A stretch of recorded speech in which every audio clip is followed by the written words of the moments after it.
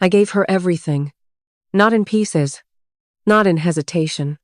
I gave her the whole damn thing.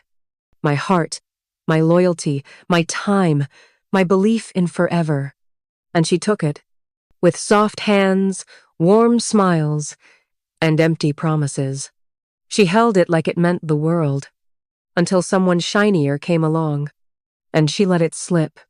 Like it was never valuable to begin with. You think you know someone. You think they'd never walk away. Until one day, they do. And you're standing there holding nothing but the pieces of what you thought was love. It started with small shifts. She used to light up when I walked in. Then she just didn't. Our conversations turned into checklists. Our silence got heavier. She said she was tired. Work was overwhelming. That she needed space. I gave it. Because love doesn't cling. It supports. It waits. It trusts. But one night, I saw it. A name on her phone.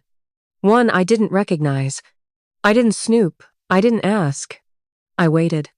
I hoped she'd come to me with honesty. She didn't. She pulled away more. Laughed less. Loved less. Until finally, she sat me down. And said, I need to be honest. She said she didn't feel the same.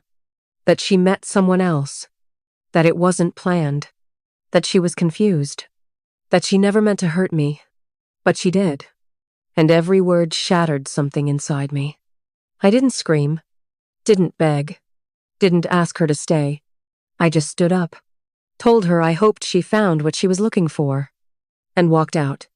But what she never knew is that I cried for days after that. Alone. With no one to blame but my heart for loving her too deeply. Everyone told me I'd move on. That I'd find someone better. That she didn't deserve me. But grief doesn't care about logic. It just hurts. I deleted her number. Blocked her social media. Not out of anger, but survival. Because if I saw one more photo of her smiling with him, I'd lose what little I had left holding me together. I rebuilt myself slowly. Day by day. I started running. Started writing again. Started showing up for myself in ways she never did. And little by little, I found peace. Not happiness, but quiet. And sometimes, that's more powerful. Then, almost a year later, I saw her name pop up on my phone. I stared at it like a ghost had called. Part of me wanted to ignore it. Another part was curious. She didn't text again. But 2 weeks later, she showed up at the coffee shop I always go to. Same eyes. But not the same girl. She looked smaller. Not in body, but in energy.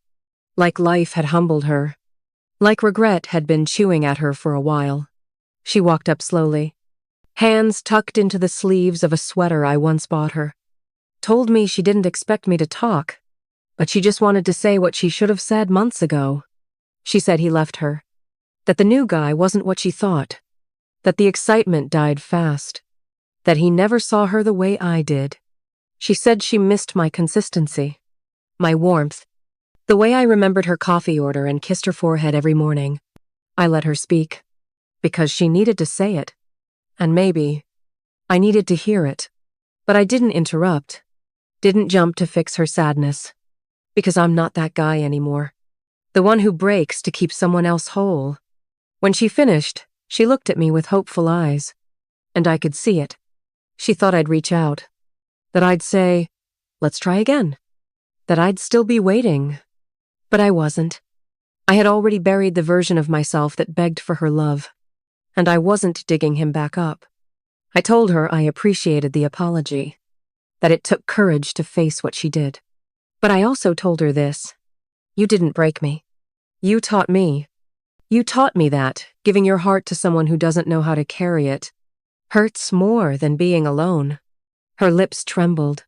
She looked like she wanted to speak again. But I continued. I loved you. Truly. But I love peace more now. And your love always came with noise, with doubt, with ache. She wiped her eyes. Tried to smile.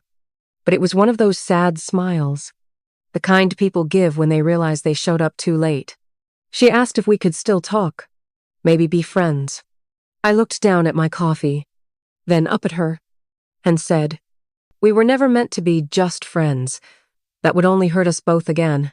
She nodded, stood up, and left, and I watched her go. Not with hate, not with longing, but with peace. Because sometimes, closure isn't a conversation. It's knowing you gave everything, and walked away with nothing, except your dignity. She came back with regret. But regret isn't a reason to start over. It's just proof of what you should have valued when you had it. And now, when I think of her, I don't feel pain. Just a quiet reminder that loving someone deeply is never a mistake. But staying where you're no longer respected is.